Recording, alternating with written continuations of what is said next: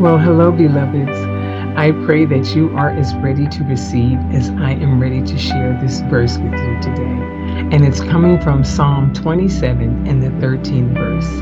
And it reads, I had fainted unless I had believed to see the goodness of the Lord in the land of the living.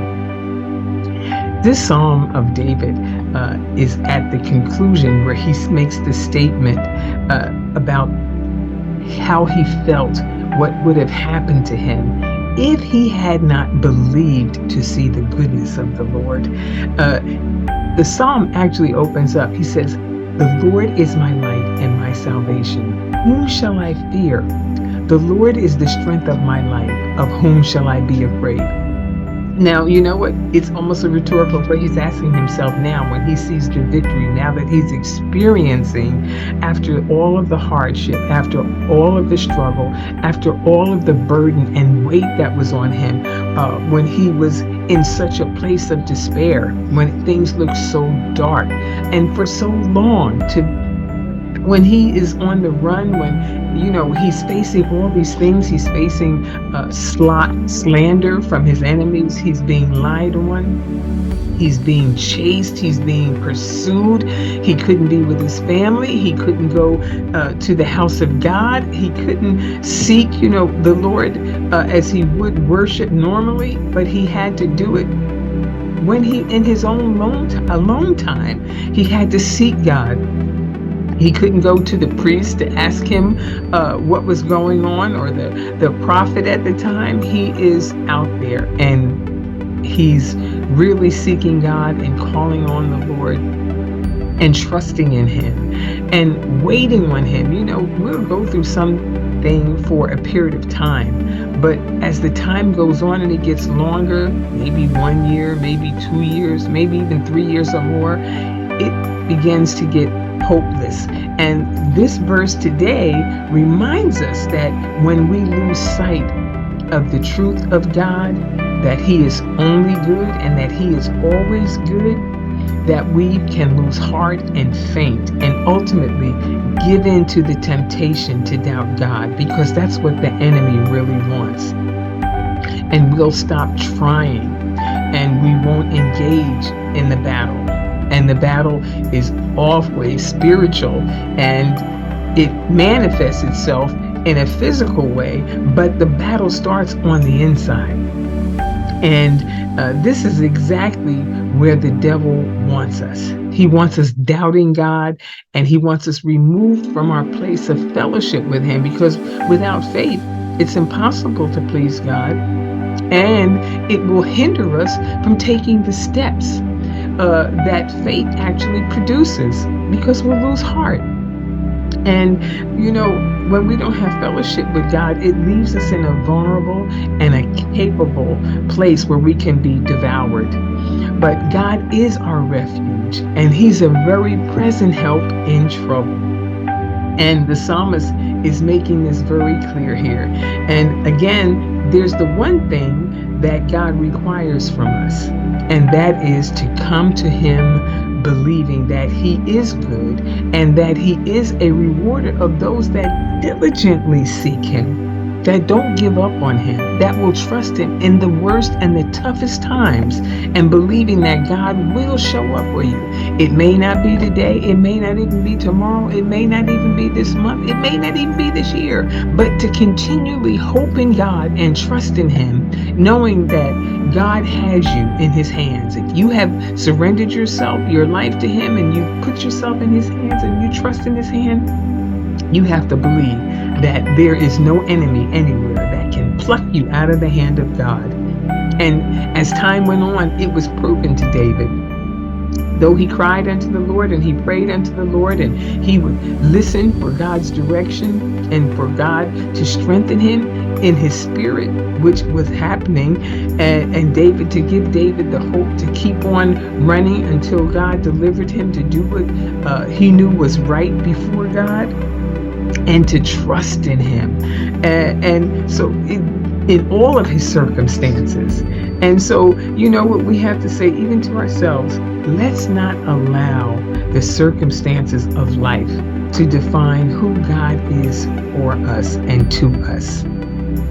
But let us be one of those who chooses to believe He is good and that He is at work on our behalf, no matter what it looks like, and that He is our very present help in the time of need.